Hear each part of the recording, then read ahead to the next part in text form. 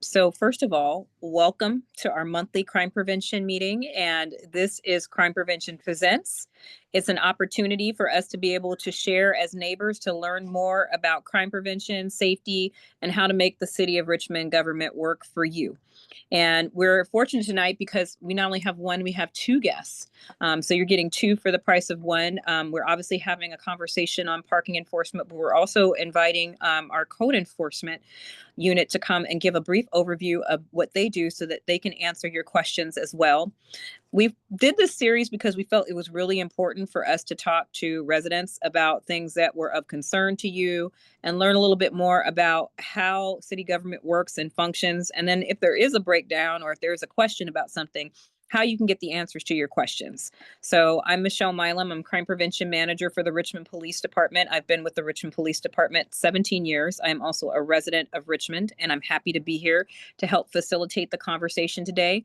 The way the agenda will go today is this. We're going to have an overview from Kevin Tisdale from our code enforcement unit. We're going to have an overview about parking enforcement from Lieutenant Deschus, and then we're going to open it up to the most important part, which is your questions. So they're going to keep their overviews very concise with a lot of information, but short so that we can be able to have question and answer. And so with that, I'm going to turn it over to Kevin first to talk a little bit about code enforcement, and then we will go straight into the parking enforcement discussion and we'll go into question and answer. All right. Thank you, Michelle. Good afternoon. Good evening, everyone. My name is Kevin Tisdale. I'm employee with the city, been with the city about 17 years, code enforcement for about the last 7. And code enforcement, what is code enforcement? So code enforcement handles generally private property issues of overgrown grass, cars on private property that are dismantled, if someone has a vacant property or, a bank has a foreclosed property, something like that, that's what we handle and to maintain the community's, overall aesthetic, broken windows, fences that are falling down, any kind of dilapidation. Those are the things we handle. A lot of the items we handle, we do it in conjunction with either police department or building department or planning.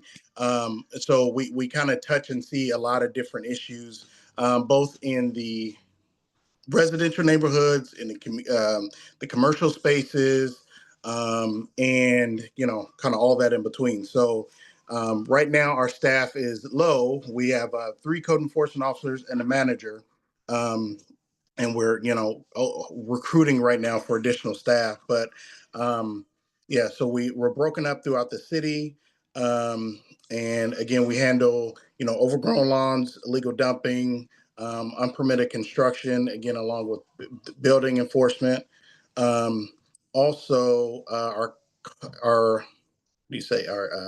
regulatory duties include commercial cannabis, tobacco, and alcohol. So we also deal with complaints in and around those issues and others. So, Michelle, if that's good enough, I'll end there, and then, of course, come back for any questions when we're ready.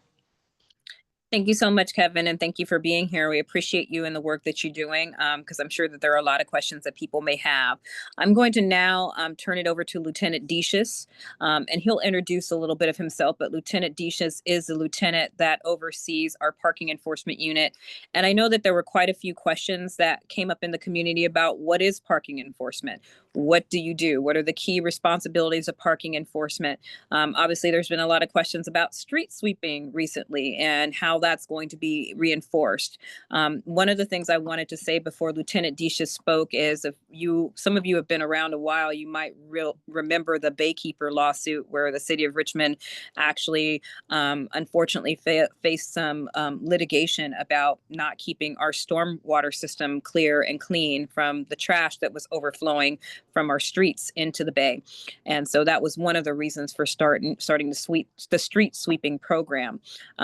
But that's only one function of the parking enforcement unit. There's a lot of other things that they are involved and engaged in, and the position really has evolved over time. So I wanted Lieutenant Decius to come and kind of give an overview of parking enforcement, some of the key responsibilities of what they do, and then some of the things that you might have questions about. We'll open up for question and answer. So I'll turn it over to Lieutenant Decius. Thank you very much, Michelle. My name is Donovan Decius. I've been with the department for 20 years, been officer for almost 25. My current position, as Michelle said, is I'm a lieutenant, and I'm in charge of our traffic unit, which isn't an ideal position right now. We have one full-time traffic unit or traffic officer, excuse me, and then 3 others which are absorbed into patrol. And then we have 6 parking enforcement representatives or officers. And they have probably been with us for probably 4 years is our longest tenure. And a little bit more about me. I also work a swing shift Monday through Thursday. I'm a lieutenant or a watch commander during the day. So I have a bunch of different kind of collaterals. So parking enforcement isn't just strictly parking. As Michelle said, it's kind of been a position which has evolved, which has taken on a lot of different tasks, roles, and responsibilities, and it's expanded their knowledge, skills, and abilities in a way to actually handle things on the street, much more than traditionally what parking is. Traditionally, parking enforcement's going to go out. They're going to, in certain cities and ours, if there's permitted areas, they're going to give citations there. Or if there are, 2-hour parking rules, they'll go out and they'll give citations and chalk wheels, and maybe impound when needed. But they've become pretty vital in our battle or our struggles with encampments. So as we all know, the encampments throughout the city kind of pop up, we address them, and then they will move on to other places. The 6 officers who work in parking enforcement are vital, and they're kind of our first line of defense. They go out when individuals in the community call our non-emergency number or send emails to individuals here, officers or professional staff. Parking enforcement are the ones that's going to get the brunt of that work, going out and red tagging.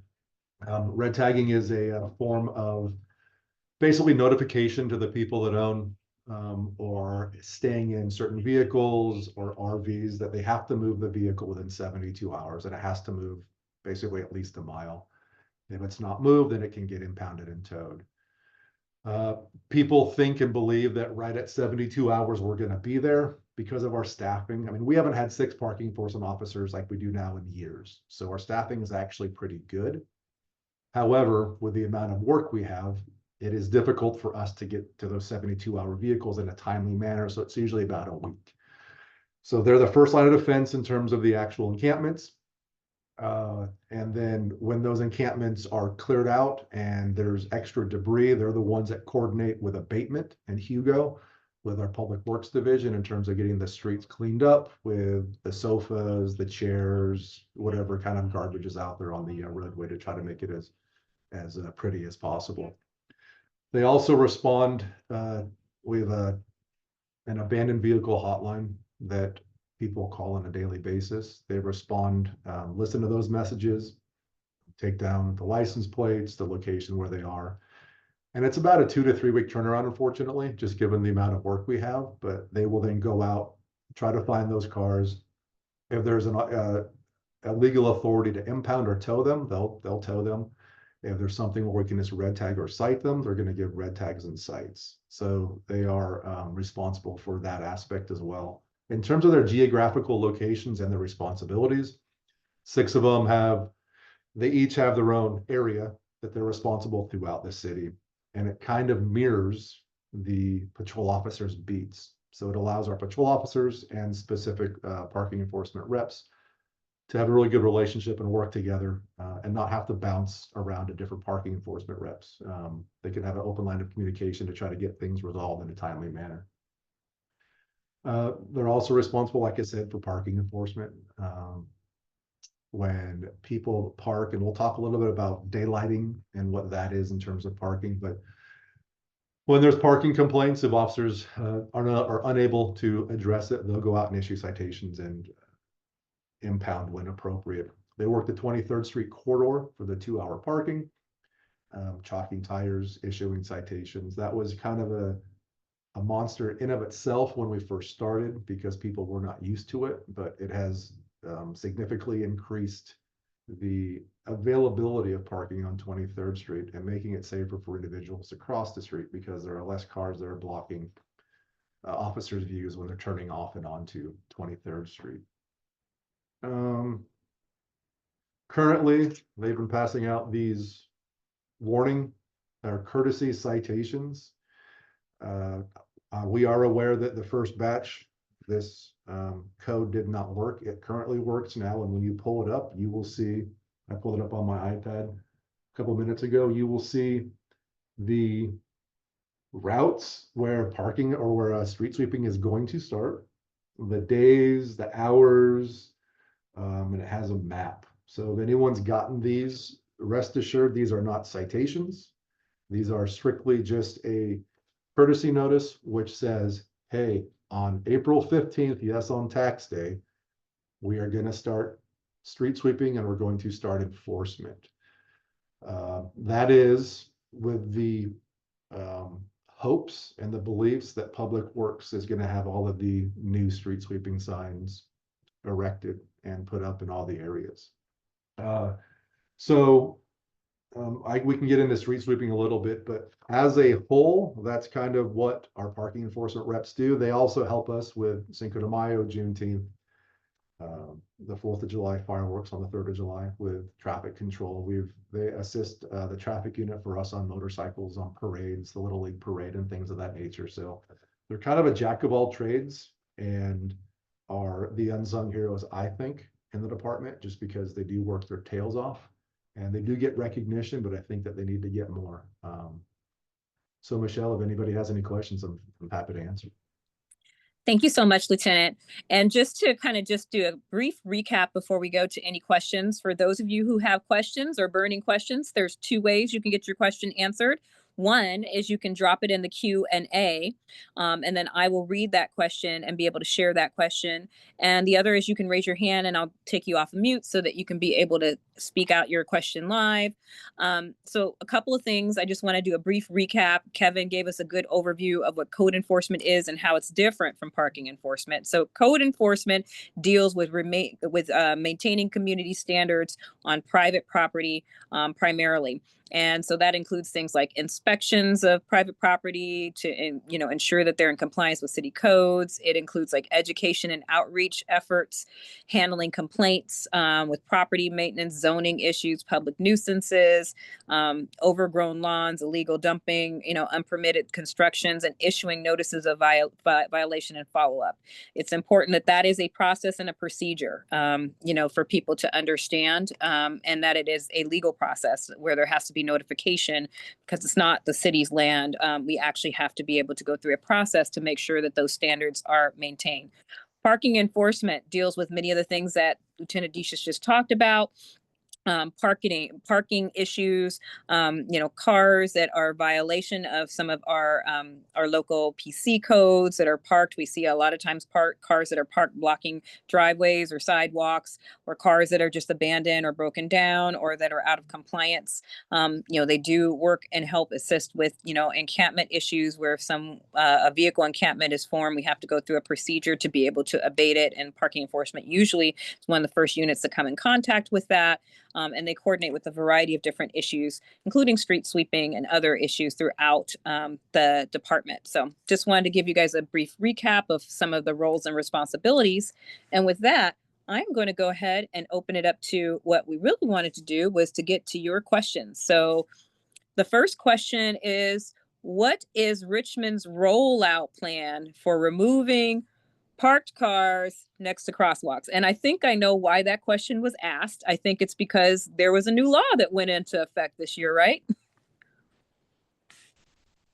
Yeah, so daylighting is a new parking law which came into effect. You cannot park 20 feet within an intersection or a crosswalk. So we've had some questions where people are asking, are we going to paint every area red? We are not. The law does not require that, and that'd be a whole lot of red paint. So we have been, I believe Lieutenant Patchen has done or is doing some social media campaigns highlighting what daylighting is. And we are with these as well, we have a couple different ones. We were able to actually mark certain kind of violations which people are doing, and one of them was daylighting. So just understand, if you park within 20 feet of a crosswalk or intersection, you can get a ticket, which is going to be a $50 citation. The purpose for this law is when people come to an intersection. So say I'm at, we'll say 23rd and Visalia. When I get to that intersection, if there's cars parked directly next to me and I have to pull out and keep looking and looking and looking, the nose of my car is going to get into the traffic or the lanes of traffic, and potentially there's going to cause an accident. What they're trying to do is limit or not limit your field of view and what you can see looking left and right. So they're trying to make it safer for the individuals that are driving, pulling on the road, as well as the pedestrians that are crossing in the crosswalk. A lot of times pedestrians, or in my experience, when they walk out, they're shielded or covered by some of these parked cars. And then we have some pretty bad accidents. So in terms of rolling it out, we're doing a social media campaign, issuing these warnings, but probably about the same time as we do the street sweeping enforcement, that's when we're going to start enforcing the daylighting. And it's going to be a shock to people. I will not try to, make it any less than what it is. People are going to be shocked because they're going to get cited for it. So we're going to try to do as much as we can to educate, but there has to be a time when enforcement actually takes place. So, and if someone believes that they did something or didn't do something wrong, there's a way to appeal those citations. On the back of the citation, there's going to be websites. We don't call anyone anymore. It's all via the web. You can upload pictures, your reasoning for why you think you were wrongly given a citation, and then an appeals officer from one of our third party company is going to look at stuff. And if they have questions, they can contact me or Sergeant Melgoza regarding it. So that's kind of what our plan is right now. Thank you, LT. And, the follow-up question to that about the public education that you talked about is there any way that a copy of these courtesy notices can be made public so that the public can have an opportunity to look at them or share them with their neighbors? Yeah, let me see what I can do. Let me make a note, and I'll speak to Lieutenant Patchen and see if we can get that posted somewhere or sent out to people in the community. Thank you. I have another question that came from the Q&A, and it says, can an HOA manage streets that have HOA landscapers who clean the streets twice a month be exempted from street sweeping? We currently have a sign on the first Tuesday for street sweeping day. So I know this is an issue that has come up with some of the HOAs saying, hey, we already have maintained our property. Are we exempted from this? And, I know that's something that's come up to city council. Is that something that you have jurisdiction over, or? It's a public roadway, correct? If it's a public roadway, then that's going to be subject to our enforcement. There might be some sort of documentation and bylaws with the HOAs. I don't want to speak too much because to be honest, I'm not 100%, but if it's a public roadway, I'm pretty confident that it's going to be something that the police department is going to enforce if people do not move their cars when they do the street sweeping. I believe. Yeah. I'm not, I don't have all the answers. Yeah, I know that's come up quite a bit, and there's been concern from different groups on either side about the concern with that issue. And just for the record, we enforce based upon the directive that comes from city staff. We report to the city manager as the police department or all city employees, and those directions come from the city council. So I do think that that's probably the appropriate place to ask that question, but we definitely will take that into consideration and try to get an update or an answer for you, because it's a great question.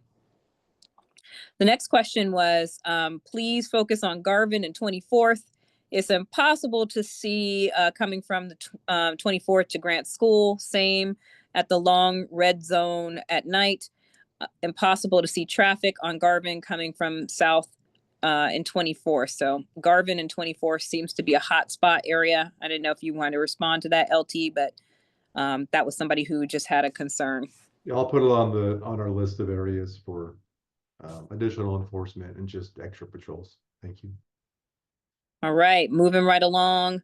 Um, I've tried for many months to get a van removed from the street. It never moves. It takes up a parking space on the street. Why does this ticket keep on being closed out without ticketing the vehicle? Now, this came from someone anonymous, so I don't know who gave it or if they can give more information. Um, if the vehicle is on the public right of way and it's deemed as abandoned or it's not moving, vehicles have to move every 72 hours. Isn't that correct, LT? It is, so, and if we red tag it, then it needs to move, approximately a mile. I mean, it's a very touchy subject in terms of, figuring out if something's truly moved a mile or not, but if a car parks on a city street, it moves and then comes back, like those 72 hours start all over again. And people, like, we just have to understand that it is a public roadway, it is a public street. And unless you have a petition with Public Works, engineering, and things of that nature to have specific parking, whether it be disabled parking or something in front of your house, parking on the roadway is, first come, first serve type stuff. So if it's moved and it's come back, then we're not going to impound it or tow it. And then we also have to think about if people are living in their cars, there's certain processes for that with the camping ordinance. So it's not always as cut and dry as someone might think. And maybe I could speak a little bit to the camping ordinance because that might be a reason. I'm not sure for this ticket if the maker of that question wants to reach out to me directly, I'd be happy to get more information and kind of look up that particular van. If someone is living in a van that's on a public street, the camping ordinance says that you cannot abate an encampment without first offering services. And offering services means you have to, one, per the ordinance, offer an emergency shelter bed. And two, that shelter bed has to be available. That individual has to either accept or decline services. The only exception is if there are no emergency shelter beds that are available. And although we have, I think it's close to 1,800, don't quote me on it. I want to make sure I give you the right figures, emergency shelter beds or shelter beds available, shelter beds available in the county. We have about 1,400 people who are unhoused in the city of Richmond, and a lot of them live in their vehicles. So if someone is living in their vehicle, we will send out the core team to go and make contact with them and see if they are interested in an emergency shelter bed. Sometimes they accept it, sometimes they decline it. A lot of reasons why people might decline is they have dogs and the shelter that's offered doesn't accept dogs, or they're a couple and the shelter that they're going to doesn't accept couples, or for a variety of reasons. But as long as they're moving that vehicle every 72 hours and they're not doing things like urinating in public or things like that, there are violations of other parts of the municipal code. It's not necessarily illegal, but they do have to move it. It does take time, though, for that to happen. It shouldn't take months. But, in a perfect scenario, it takes at least a week to be able to handle that kind of a vehicle.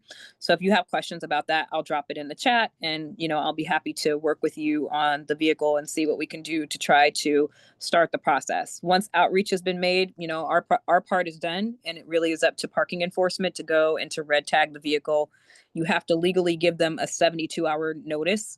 And that has to be done. And then once that's done, then the vehicle can be either towed or they might move it before that 72-hour notice is done. And they can move it a mile and come back, like Lieutenant Disha says. So it's not a perfect solution if you have cars on your block, but it's important for the public to understand some of these processes. So when you see a vehicle that's been parked there for a while, what the process is. So going to the next question that came up is, I have a neighbor whom I like, who has kept their camper parked on the street since the start of the pandemic. So it's parked on the public street.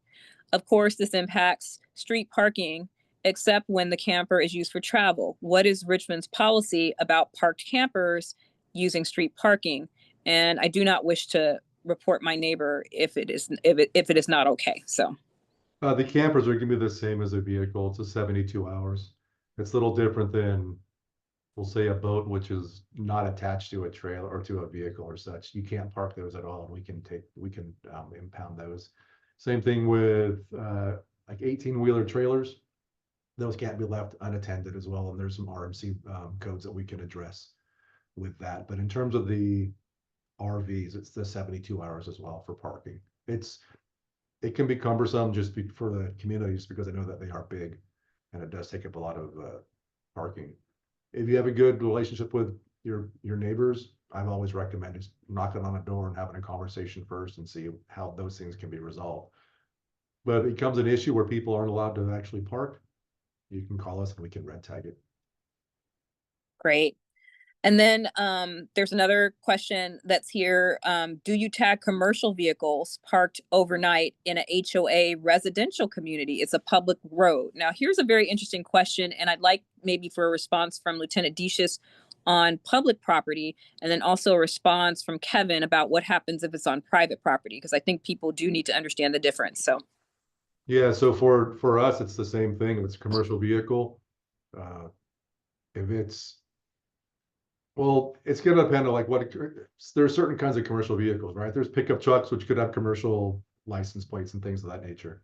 I mean, if someone calls and says it's been sitting there for a while, we're going to red tag it as we normally would.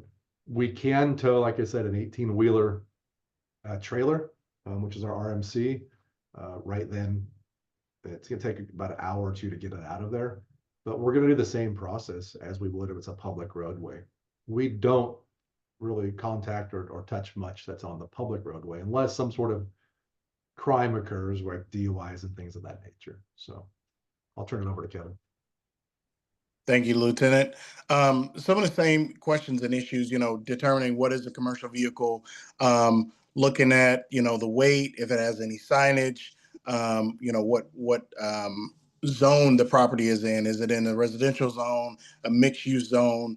So again, that question, it can have some variation, but typically if, commercial vehicle is parked on the property and there's not a business license that's tied to have one vehicle with that business at that, approved by planning, all these other caveats, then that's something we can notice, with the 10-day notice of violation and put them on notice that they cannot park their vehicle on the private property, and kind of proceed from there using our administrative process.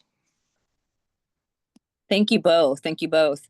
There was another question that was about, well, this was just to say, we'll take note of it. The van is parked on 29th and Barrett, and they're not camping in it. Thank you for that. We'll make sure that we follow up on that. And then there's another question I think could also be good for both of you and for code enforcement as well. Hello, Michelle. Can you tell the people on this call what triggers a nuisance house and how that tool can be helpful for neighbors with problem houses in their neighborhood? Could you also please mention how important calling in issues are, whether the problem has happened in real time or not? Without the call volume, we wouldn't be able to substantiate to the city council the need for more officers when the time is appropriate. Thank you. So this question really is, you got a house in your neighborhood, it's a nuisance house. Maybe there's drug dealing going on, maybe there's squatters. And a lot of times people call immediately they call the police department and say, hey, can you do something? And there's some things that we're limited in doing on private property. So maybe Kevin, you can speak first to this, and then Lieutenant Deschus. Sure, thank you. Many examples come up of this with this situation, and and again, it's a city effort with multiple departments. I'll say first of all, but without those complaints, without the notifications, from the people, it is hard to justify and kind of down the line. So, an example of you have a vacant house, maybe there's some drug dealing, maybe there's some different issues with vehicles and issues going on, and one call may get somebody out there, but repeated calls, appropriate repeated calls, what that does is say, hey, this is more of an ongoing problem, and there's a difference in the problem, hey, somebody didn't cut the grass once versus, hey, this is going from a vacant house to people hanging out to, okay, maybe they're setting fires, maybe in the escalation of events. So in code enforcement, we see that and can take additional actions and use legal remedies to address true nuisance properties at a different level. So again, a nuisance is defined as any violation of the RMCC and excuse me, the RMC in 9.22. But you know, being declared a public nuisance is an important designation, and having those calls for service, both at the police department and in code, both help us justify, using our administrative processes when we write the citations and get the warrant. We can use, hey, we've had 30 plus calls regarding a myriad of complaints about a particular house or an area which is affecting the health and safety and all those kind of key factors in a neighborhood. So yes, it's very important. So it's important that you brought that up, Kevin, because oftentimes people don't know what a nuisance is and what a public nuisance is. And so a public nuisance triggers a higher threshold. And, in some cases, in the past, I know we've gotten maybe the city attorney's office involved because there's been repeated calls for service from that property. The neighbors have, been able to demonstrate the concern. There's health and safety risk. Is that something that you all document working alongside with the PD? Yeah, yes, document alongside with the PD, and again, it may be alongside the fire department, wastewater, engineering, building, planning, to really make wherever they lie, where the violation lies, whether it's the health and safety code, the building code, just to bring that together and formulate not only a plan but a case to bring that to the city attorney for processing. So, none of these processes are fast. It can take anywhere between, a few weeks to a few months, but in the end, and working on a few right now, the end result is it goes from kind of the worst house on the block to the best house. So, but again, it takes time and it's frustrating. But in the end, the system does work. It just need to keep pressing and keep pushing that way. Yeah, and Lieutenant Decius, I just would like to hear. So, when you hear residents call in and say, "Hey, this property is a nuisance," what would you like them to know about the process, and what's most helpful to you, as a law enforcement officer, to be able to help the public work together with law enforcement? For me, the most important thing for us here at the department is just information, right? Information for us is key. It's the most valuable thing. So if someone's having an issue with a house, I mean, Kevin's aware of one we have on the south side that I won't give an address, but it's been a problem for years. And it's gotten better over time, but it kind of goes, there's ebbs and flows. If people do not call, we don't always know about it, right? There are a lot of streets in the city that we need to patrol. We can't be everywhere at one time. We can be at one intersection, go around the block, and something could have happened at the intersection we were just at. So for us, information is key. When I get, at least on the south side, which is kind of what I'm responsible for, when I get calls or repeated calls, whether it be called in, phone calls, emails, community forums like this, where there are nuisance areas or areas which need to be addressed, we do make it a priority to get officers out there and start contacting people. A lot of times how we can impact it is, number one, just being out there, being visible. That deters a lot of it. If there's vehicles that are out there which can be towed, that's a way to actually get compliance with people, because people do not like, number one, getting tickets or getting their cars towed. I sure as heck wouldn't want that either. But when it becomes such a problem where, there's so much garbage in the front of the house, the house is halfway falling apart, there's sewage running, that's when we don't really have, oversight or authority over some of those things. So that's when we start working with code enforcement, public works, city attorneys, as we have, and like executors stuff going on. I mean, things that I'm not very good at, but what ends up happening is like civil search warrants, when their inspections are done on the house, and then certain notices. So when Kevin says that it takes time, it definitely does take time. And it's not an easy thing to do, to potentially fix someone's house or however it is. But I just go back to information is key, like knowledge to us and knowing what's going on, and people not being afraid or thinking that they're bothering us when they call dispatch or they send an email. That's what we're here for. been doing it for a long time, still enjoy it, still want to help people out. But on that side, people also need to understand that because they're calling about this one issue, it doesn't mean that other people aren't calling about 15 or 20 other ones as well. So just grace and patience is always very much appreciated. So call sounds like the thing. And then, working between PD and code enforcement on these issues. That's a really important point. And thank you for speaking to that. Both of you did a great job of describing. Go ahead. Yeah, just one more point. When we're mentioning calls and complaints, and I should have mentioned this in my intro, the city probably in the next month or so is going to be going to a new complaint or really a land track um, complaint process. It's going to look new. It's going to feel new. So citizens should be aware within it. Like I said, within the next month or so, e-track it or the current complaint system is going to be replaced and it's going to a new system. So more information should be on the website pretty soon, but just kind of forewarn you on that to where, things should be easier, outreach should be easier, people should be a little bit easier to contact and easier to search your complaints and look up different areas and things. So more to come on that probably in the next month or so, but just want to give a heads up.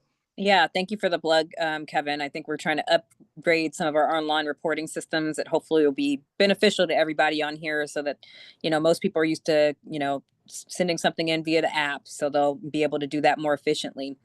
Couple of other things, Lieutenant, looks like 24th Street at night, many cars speeding, loud damaged exhaust pipes, failure to stop.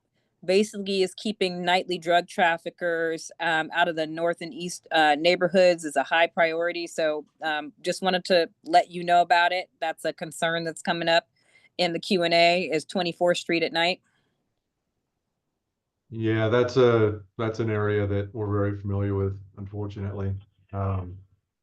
We do have officers that go out there specifically for that, probably once or so a month, and for a myriad of different reasons or quality of life issues. So it is something we are aware of. I know at the intro at the beginning, I talked about our traffic unit. We're hoping with some officers getting off training in the near future to bolster our traffic unit back up to a full-time unit. So that will definitely help those types of issues with additional enforcement. So it's not falling upon deaf ears. It's just that sometimes the staffing and calls for service, like right now, we've got like 17 calls holding and, officers on 9 calls right now, which doesn't seem like a lot, but, it pulls us away from doing proactive things, which the officers really enjoy doing. So, but it doesn't mean don't call. Please call. No, it doesn't mean don't call. But thank you for, sharing that issue about the staffing. If you 17 calls and, you have a certain percentage that are holding, that definitely could impact service. But I know we try to get out there as quickly as we can. Another thing that came up is, can RPD have a public link listing or showing obviously stolen bikes? These seem to pile up at encampments. I just saw a stack under the McDonald BART underpass. And on Wall Street, all the campers are back there and squatting. How we deal with bikes at encampments. So, as I mentioned before, when an encampment abatement gets ready to occur, we're going to post notice. We're going to post a 3-day notice that the campers have to leave after services have been offered. But what do we do about the debris that's left behind in the bikes? That's usually a public works things, but LT, you can respond to that. And, Kevin, if you want to respond on private property, what do you do? Go ahead, Kev. Okay. So, on private property, we can enter private property by consent or by warrant. So, when it gets to the point to where, on certain properties, it happens both on vacant lots and properties with houses, we request from a judge, hey, these are the items we want to move and remove. This is what we want to clean up. This is what we want to fix. The judge affords us the warrant to be able to do that and enter onto private property. So similar to Michelle, we do a 24-hour notice for our warrant postings, letting the property owner and whatever occupants know that, at this day of time, we're going to be entering onto to clean and or remove. And some of the items, if they're valuable, they have to store. And the rest, if it's deemed not valuable, it gets disposed of. And all those fees and charges get levied or leaned onto that particular private property. So that's our private property abatement process. And yeah, and on public right away, I think in terms of posting a link to obviously stolen bikes, that's something that we could talk about. Typically property holds property that's unclaimed for a specific period of time that legally we have to hold it. I think it's 90 days to be able to hold it before someone either claims it or we have to dispose of it. But that's not a bad idea, so I will take that back internally and see if we can kind of talk about what we could do in that situation. But in the case of people's property that belongs to folks who are unhoused, even if they're on, public right of way and, they are camping, and in violation of the camping ordinance, we still have to legally store items that might be theirs in some cases, unless we're posting the notice. And that's the reason why we have the 72-hour notice to say, hey, you have to claim all your property by such and such a time. And if they haven't gotten all those bikes out of there, then those bikes would have to be taken in and either disposed of, or something has to be done. Now, if it's obviously stolen, the question is, can we identify that this was a bike that belongs to somebody? So I think part of what's helpful is obviously, if someone had a bike stolen, is to make sure that they're reporting it. And that, if you have some kind of way to, etch something into your bike to show that it's your property, that's always helpful too. So we have a way to be able to identify it. And that way we can kind of identify whether it's a stolen bike or not. Otherwise, it may get disposed of, once we finish, kind of the processes that we have to go through. We do see a lot of bikes, especially at encampments. I've seen people who have a collection of bikes who try to take those before the 72-hour notice period has ended. And then once the 72-hour notice period has ended, we have to move forward. So we have to do our noticing process first. And there's a different process for obviously private and public property. Yeah. Go ahead. And I know, go ahead. In terms of having a database or something for public record in terms of bikes, that might be a little tough. I don't know if we could. Obviously, for us to do that, there's got to be, like descriptions or pictures of the bikes and then serial numbers. Unfortunately, I don't know the serial numbers of my bikes. Unfortunately, I'm sure I probably have some paperwork somewhere. So having that might be difficult. And a lot of times bikes aren't reported stolen, so we can't really prove it. It's easier with cars because of the value. Well, some bikes are probably as much as certain cars in terms of value, but just having the information and being able to probably combine it and then trying to disseminate it, it might be a possibility, but I'm not sure if that's something that we've really thought about or something that we're gonna do, but I'll always bring it up and have some conversations about it. Yeah. Couple of other quick questions, and before we're getting close to time, but we have a few more questions left.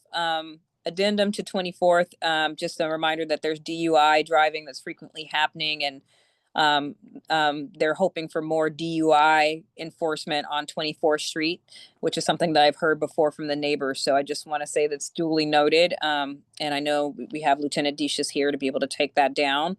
Another thing is, I'm wondering what type of code enforcement can help keep the area next to the Wells Fargo lot on McDonald Avenue cleaner from trash. The Republic trash containers were being ripped up and now they're being put away instead of the fruit vendors, and perhaps the dumpsters are leaving piles of trash that do not get picked up. I've reported it on the app, but I haven't gotten any resolution. So Kevin, I don't know if you have any thoughts about that Wells Fargo lot. Yeah, so it don't have property specific by itself, but given that that is a commercial lot, they're supposed to have a maintenance plan or a property, what is it called, upkeep plan, on file with the planning department. So that's something I'll look into and kind of see where it is. I know that's not my area, but I, obviously have heard complaints there. But yeah, I can look that up. But yeah, that's something that we can notice, and at a different level with the planning department, because obviously, commercial property, they have a lot bigger area, a lot more stakes. So they're, mandated to keep, things clean, have garbage pick up, every, let's say twice a week or once a month or something like that. But it depends on the plan and the lot and square footage and that. But yeah, that's something I can definitely look into and speak to that code enforcement officer about. That'd be great. And Kevin, how can you tell if something's private or public? I know that that's a lot of times people say the city's not taking care of this. The city's not doing anything about this. There's a homeless encampment on this property and it turns out to be private property. How can you tell? Sometimes you can't. It's hard. I have, again, been in the city 18 years. There's mapping services. There's, things we can look at, but basically how I determine it, well, if it's, well, two things. If it's zoned by the planning department, it's within the geographical boundaries of the city of Richmond, but private and public property, yeah, it's hard to tell sometimes. Some fences don't show true boundaries. Some roads, which were once public property, have been given to private property, so and are still open for public access. So really, it's in some areas harder than you would think. But again, we have maps. We review the resolutions to determine before we start an enforcement case. Where does said violation lie? Whose property? Who's responsible? So that we can get them mailed and sent to the appropriate party. Yeah, and we hear that a lot, where people are concerned about things and it might be on private property. And so that's something just to keep in mind. A lot of people don't know that there's delineations and then there's jurisdictions too, because sometimes it's on Caltrans property or it's on Union Pacific right away or BNSF or BART or something. And then we have to coordinate with those agencies to clean it up. And just because it's inside the city of Richmond limits doesn't mean that it's under our jurisdiction. Our jurisdiction is the public right of way, is it not? Correct. And looking at Caltrans, a perfect example, kind of off of Central Avenue. Code enforcement get a lot of complaints. Hugo, his abatement team gets a lot of complaints.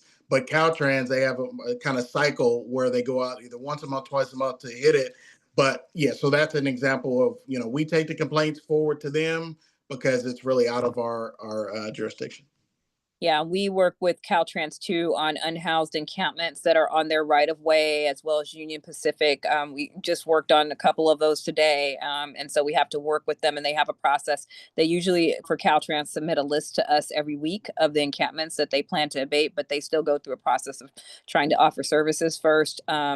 To notify. So that's an important thing for if you're on the line and you have neighborhoods, groups, you're on online groups and somebody is concerned about something, is it public or is it private? That's an important question to ask because there's a different process for following up with stuff on public right of way versus private. So thank you for explaining that. I think that that's really, really helpful. Go ahead. A couple few last questions that I had is if something happened an hour ago, can I still call it in? LT? Yes, please do. Yeah, please do. Please call things in as they happen. One thing I'm going to remind people, please don't report it on Nextdoor. If you have not reported it to the police department, we cannot see, number one, what's happening in your Nextdoor community. People send me screenshots. Those might be 5-6 hours behind. I might be somewhere, driving and, so it's important if you want an officer to be there to call 911 or non-emergency dispatch if you need a police call for service. I see a lot on social media. Social media is great for a lot of things. It is not great for reporting crime. Am I not correct, LT? Very much so. And just a little bit of an additional information. So we used to have online reporting. It's currently down. There's some stuff it's currently down. We're trying to find a better way or an additional way or another way to actually do online reporting. I won't get into the specifics, but it's currently down for the foreseeable future. So even if it's something that you would have normally reported online, give us a call and we'll still take the reports for you guys. Yeah, yeah, and I know that that's been a big change for a lot of people. You're used to if you got your vehicle broken in and you just want, you just want the report for your insurance company. Please, for now, spread the word, spread the word, spread the word. Call in until we are able to update our online system so that you can do online reports again. Very, very good information. Final question is thanks. Is there an email mentioned or a phone number to be able to report things? So if somebody needs to report something to code enforcement, Kevin, how would they do that? Yeah, that's a great question. So on the city website, um, there's our emails, our areas, and I think the complaint hotline is 510, and I can put this in the chat, 621-1279, 621-1279. So there you get to kind of hear again kind of what we do in the intro voicemail, and then for this particular unit, this department, press one, and you get us and forwarded to kind of whatever area and or whatever type of complaint. So that's one of the best ways to reach us, or again, by the city app, eTracker right now reaches us as well. All right, same thing, Lieutenant. Just want to check in with you. So somebody sees a car that's abandoned. How do they report it? 510-620-6644, or you can call, and I responded, I think, with the number, the 233-1214, which is our non-emergency number. The first number I give, and I'll even type it in the chat, is the 620-6644 is specifically for abandoned vehicles. But for other issues, parking complaints, trash if need be, or anything else, do the non-emergency number, which is a 233-1214. And let me try to get here. Yeah, I think I can put it in there for you. And it's important that everybody have that number programmed, that non-emergency number programmed into their phone, is it not? No, it is. I mean, it makes it just so, I mean, you're not searching for it, obviously, and it just makes it's easily accessible. But I'm going to emphasize if there's a serious emergency, just call 911. And if you don't know, if you think it might be, just use 911. But for parking things, traffic, abandoned cars, use the either non-emergency or the abandoned vehicle hotline. Those are your two best bets. Absolutely.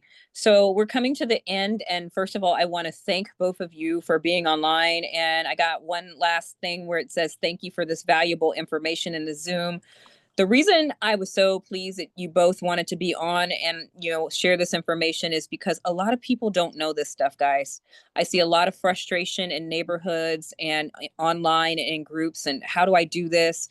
And it's just important that we all have information about how these processes work. Even if you don't like it, even if you disagree with it, even if you think we could do a better job, it's important for you as residents to be able to know how your government and your city works, because the city works for you.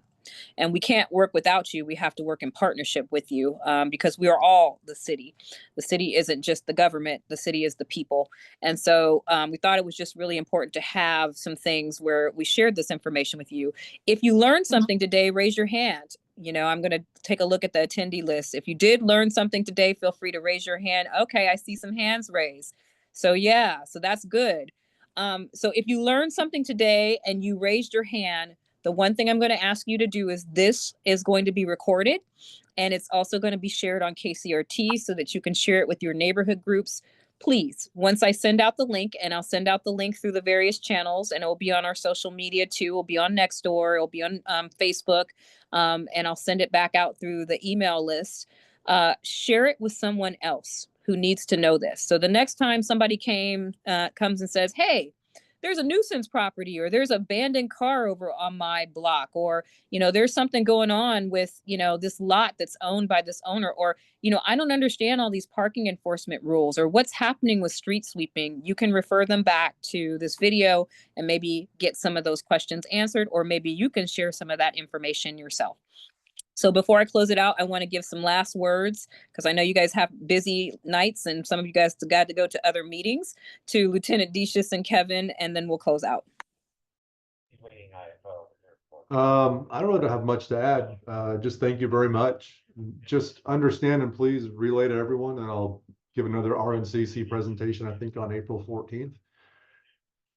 April 15th is when street sweeping starts. So the warnings will be over. I understand that there are a lot of people in the community that are, some people that aren't happy with it. But they've inputted and they've put a bunch of signs throughout the entire city. So it's, I guess, more equitable, a little bit more fair in terms of everyone is potentially going to be at the mercy of the enforcement. But understand that it's coming, and then just the 20-foot rule for the daylighting. Just be aware of that. We're going to try to have some grace with that as well, but we have to do our jobs, and ultimately it's for the safety of the people that are driving and the pedestrians. Other than that, thank you very much. I appreciate it. I only have today and tomorrow, and I'm on vacation for a little bit, so I'm looking forward to it. So thank you for having me. Thank you, LT. April 15th, tax day. That's when street sweeping is being enforced. And so just make sure you share the word April the 15th, and we'll try to see if we can get a copy of those notices and warnings that are rolled out to people so that you have a copy of it. Kevin, any last words? Just, as code enforcement, we're happy to help, happy to hear people, even if your issue, if you get us and your issue is not within our, unit, department, division, we're happy to guide you and kind of give you the information you need as a citizenry. So again, we're here for you. And we thank you for your time. Thank you both so much. And thank you for everybody who joined. And again, give us a day or so. I'll work with Richard from KCRT and we'll get this posted on KCRT. I'll repost the links and you can share. And thank you for being the best part of Richmond. Have a good night.